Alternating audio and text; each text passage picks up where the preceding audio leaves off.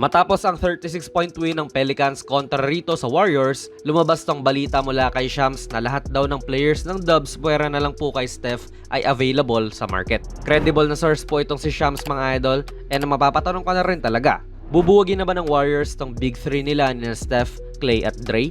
Matapos ang 4 na kampyonato at nag-revolutionize ng ating paboritong sport, mukhang bilang ng mga araw nitong Warriors Big 3 kung seryoso nga willing silang i-trade kahit sina Draymond at Clay. Pero para sa akin lang medyo malabo. Malabo in a way na kitang-kita naman yung pagbaba ng kalidad ng laro nito ni Clay mga idol. Hindi na talaga siya all-star level player, and kung oo man, paminsan na lang din yun. May mga games siya this season na 1 out of 11 lang, 3 out of 12, 1 out of 10, and so on and so forth. Pero decente pa rin naman yung mga numero niya. 17.1 points, 3.6 rebounds, and 2.2 assists per game.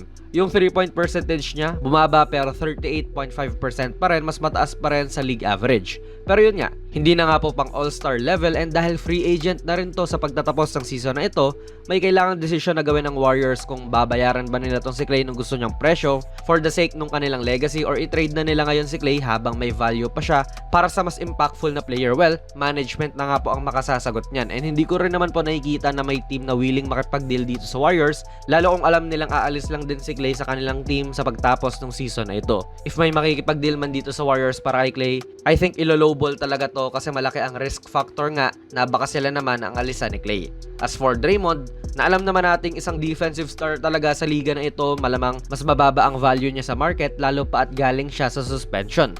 Tinatrabaho pa nga lang niya yung sarili niya para bumalik sa action And I really can't see any team na susugal dito kay Draymond, at sa mga pinapakita niya sa court na extra sakit sa ulo pa. Pwede siguro siya sa Pistons, taga Michigan siya, dito rin siya nag-college. And yung young team na iyon ay kailangan din ng experience and toughness ng isang Draymond Green. Experience and toughness ang ating sinabi mga idol, hindi guidance. Pero hindi mo rin naman nakikita ang gagawin ng Detroit to kasi may baggage ngang daladala si Dre. And hindi naman din siguradong uusbong to sa opensa ng Detroit at mag-aagawan lang sila ng ball handling duties ni Cade. Pumirma siya ng kontrata hanggang 2027 mga idol, so isa rin yon sa i-consider ng mga teams. Kung iti-trade man si Draymond, sa tingin ko ang kukuhang team sa kanya ay contending team na magagamit talaga ang experience ng isang Draymond Green. Probably ang pinaka naging underwhelming talaga para sa Warriors ngayong season ay itong si Andrew Wiggins. Sa sobrang naging underwhelming ay inilagay ito sa bench kasi pangit nga ang nilalaro. Career low din po ang ina-average niya ngayong season, scoring only 11.7 points per game, shooting 41.8% from the field. Rookie season na niya yung sunod na pinakamababa dyan kung saan nag-average siya ng 16.9 points per game naman. Hindi ko po alam kung ano ang nangyayari dito kay Wiggins mga idol, kung bakit ganito kapangit ang season niya.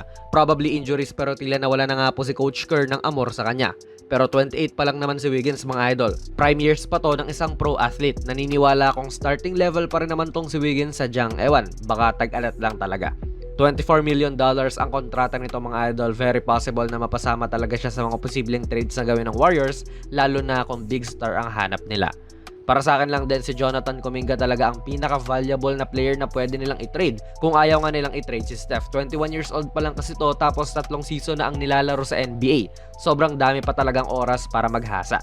Kaya rin reluctant ang Warriors na i-trade to even kay Pascal Siakam Kasi syempre, kung umalis man si Siakam na may expiring contract sa Dubs, tapos tinrade nga nila si Kuminga, edi wala na silang young star na pwedeng hasain bilang next Draymond Green. Lalo pa ngayon na hindi rin naman sure kung si Draymond ay ire-retain ba nila. Pero kung ako ang Warriors, papalagan ko to kasi baka in the near future si Kuminga lang din naman ang umalis kasi 'di ba? Sinabi rin niya na wala na siyang tiwala kay Coach Kerr kasi hindi rin naman po consistent ang kanyang playing time. Si Siakam nasa prime pa niya, magaling na big man din, all-star level. Mas maaasahan mo siya kaysa kay Kuminga ngayon, lalo pa at tumatanda na rin si Steph. Pasara na yung kanilang competitive window. Kung gusto ng Warriors salba pa ang season nila, I think may kailangan talagang magbago sa lineup.